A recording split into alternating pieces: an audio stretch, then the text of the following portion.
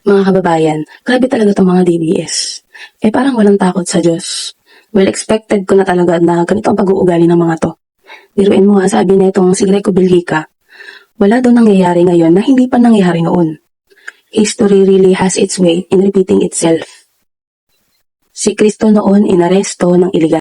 Gawa-gawa ang kaso, sinungaling ang witnesses, walang due process. Presumed guilty.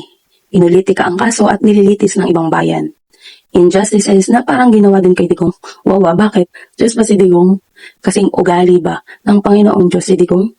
Ito mga kababayan na bago ko tapusin basahin itong post niya, di ba suportado nga nila yung ginawa ni Digong na pagpatay sa mga inosente pa ha dahil hindi pa dumaan to sa due process. So, until proven guilty, inosente po ang mga ito. Yung sinasabi nila, hinuhusgahan nila, pinagbibintangan nila ng mga adik. Inosente pa ang mga yan. Pero pinagpapatay nila ng walang habas, ni hindi man lang pinakinggan yung mga side at hindi dumaan sa due process. Tapos itong si Greco Belgica, halin tulad pa. Yung nangyayari kay Digong na may due process po yan ha. Yung mga iniimbestigahan dyan at yung nag-file ng kaso ay yung mga pamilya ng biktima ng EGK. Yung mga kaso na na-file sa kanya, mula pa po yan nung miyembro tayo ng ICC. Hindi ko alam, matatalino naman ang mga to. Pero bakit nuknukan ng syunga pagdating sa ganitong usapin?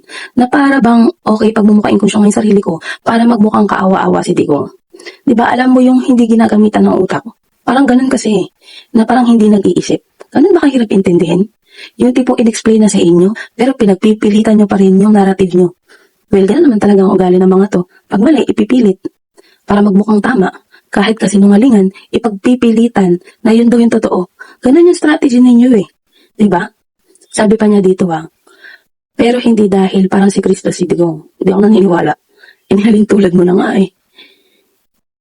Kumbaga, taas kamay nga kayo dito sa nagpapanggap na appointed son of God eh. Diba? Sabi pa dito, pero dahil parang si Pilato, si Bongbong, wow, ang galing mo mag-analyze sa ganyang bagay, ang galing mo mag-analyze. Pero yung may facts na nga, hindi mo gamitan ng utak kung bakit nasa ICC Digong, hindi mo man lang ma-analyze ng maayos. Sabi pa, hugas kamay daw at parang mga pariseyo, sino ba ang hugas kamay? Yung mga kasalanan nyo nga na ibinibintang ninyo kay Marcos Jr. Diba dun pa lang mga kababayan, yung maleta issue, yung flood control issue, una sa lahat yung flood control. Noong panahon pa ng tatay ni Sara Duterte, panahon pa ni Digong, meron na pong issue sa flood control at alam nila yan. Pero, hindi nagawa ng action. Pangalawa, yung ginagawa niyong issue sa maleta issue at yung 18 Marines ko, no? Etong sa maleta issue alam na alam ni Sara Duterte na bago pa siya maging VP, maging presidente si BBM, meron ng mali-maleta. Pero bakit walang ginawa ang tatay mo? Ang tatay nyo, bakit walang ginawa? Ganun ba siya ka-incompetent? Ngayon sa panahon ni Pangulong Bongbong Marcos na siya mismo ang nagsiwalat ng mga anomalya dahil nga po, sobrang incompetent ni Rodrigo Duterte at hindi nagampanan yung tungkulin bilang presidente na lutasin ang korupsyon. Ngayon, kay BBM nyo itinatapon yung dumi nyo. Ha? Yung mga kasalanan nyo na sa inyo nang galing. Si BBM ngayon ang ididiin ninyo na may kasalanan. Sabi pa dyan Romano at Hudyo ang Kongreso. Nagbibintang, ICC ang dumampot sa Digong. Mahal na araw na daw magsisi na kayo. Hindi ba pwedeng kayo ang magsisi sa mga kasalanan na ginagawa nyo at ginagawa nyo pa rin hanggang ngayon? Hindi ba kayo nag-iisip na yung mga pinupukol nyo sa presidente, kayo talaga mismo ang gumagawa? Hindi na ako magtataka talaga na suportado nila itong leader na nasa likod ng libu-libong namatay sa war on drugs. Napalpak pa rin naman. Suportado din po nila yung peking pastor na tulad ni Kibuloy na nagsasabing siya ang appointed son of God. Well, in fact, alam naman natin yung mga nasasangkutan nitong grupong ito, itong circle na to.